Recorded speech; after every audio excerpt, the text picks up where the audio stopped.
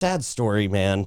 Family's just heartbroken after their dog, little small dog, was killed by 2 German Shepherds in St. Johns County. St. Johns County family devastated after their 6-month-old puppy, oh no, killed by 2 loose dogs that entered their home. It happened on April 16th.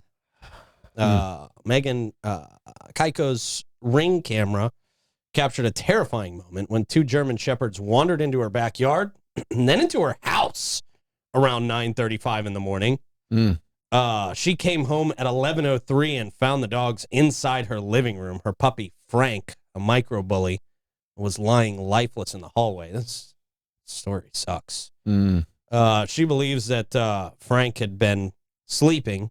He was startled and ran to what he thought was a safe place, his crate in the back bedroom, where he was unfortunately tragically mauled by these 2 dogs. Fighting back tears in an interview.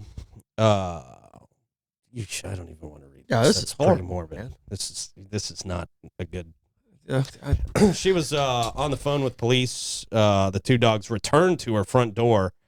Deputies from the St. Johns County Sheriff's Office and Animal Control arrived soon after and removed the animals.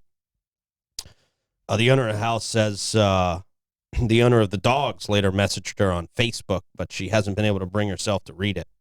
It's understandable.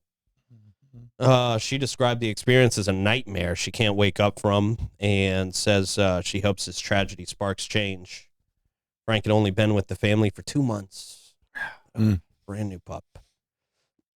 Now they're just left grieving after the loss of their puppy. They say brought endless joy. Animal Control says the case is still under investigation and no updates have been released. See, this is,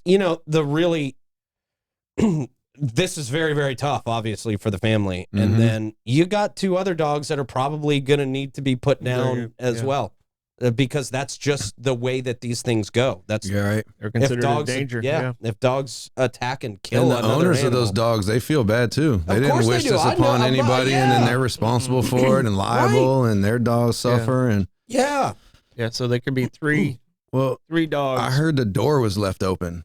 And whether it was a loose dog or a snake in Florida or an alligator these days, and I'm not faulting anybody, but the lesson to be learned, obviously the dogs need to be in their house and the owner should have been more diligent on keeping them somewhere. But you got to keep your house secured from, what if your dog got out and went down the road and ate a toddler in the front yard?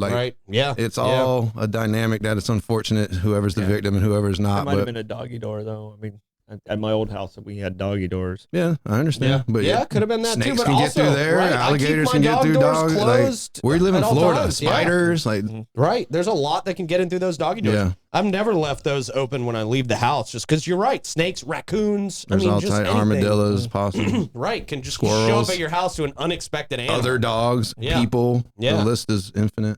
Yeah. But it's unfortunate, man. Sucks to have to. That's a really sad story. Come home and see that and deal with that. Yeah. No, I mean, we have a 6-month-old puppy right now. So, I mean, I can, definitely relate to this. I mean, this is horrible. And unfortunately, the German Shepherds, like you said, are probably going to have to be put down also. Right. So 3 dogs have lost their lives, and probably the owners could have handled it in a lot of different ways. Yeah, I wonder how the little dog or the other dogs got out. I wonder what the situation. 'Cause all of this is, what I'm saying, from the outside. Well, it sounds like it was in the backyard. Yeah, they got through the backyard. Pup was in the backyard and ran into the house. So I mean, like I said, there's probably a lot of guilt from both sides. All the parties, unfortunately. Nobody feels the good dogs about don't this. choose this. They don't even know what they're doing. They're going with their natural instincts and doing what they're wired to do. They probably thought they were playing, and the dog's making noises. It's a toy like they have down the street at their house, and all of a sudden, they got in some trouble and don't even know what they're doing. Yeah, man.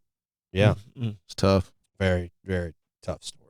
I'm a dog person. I love dogs. I've always had dogs, and I hate to hear about this from all angles, man. I can't imagine not having a dog. I mean, that's just, just the world. I mean, and then, like, people make fun of me, but every 7 years I get another dog. So I'm never without a dog, because dogs only live, 10 to 15 years, which is very sad. And it's one of the worst things you have to do is when you have to put your dog down. And this is what's happening to these people right now. Yeah. And I'm just unbelievably sad story. So for everybody, there's, nobody wins in that story. And I know Paul at the animal control, and I know he's heartbroken. Yeah, he's awesome. He's heartbroken of like, you know, he's I don't know anybody who loves dogs more than him. Mm-hmm. You know? That's got to be a tough job if you love dogs. Yeah, man. It does. Dang it. He's a good guy too. Yep. So Zebo's dad.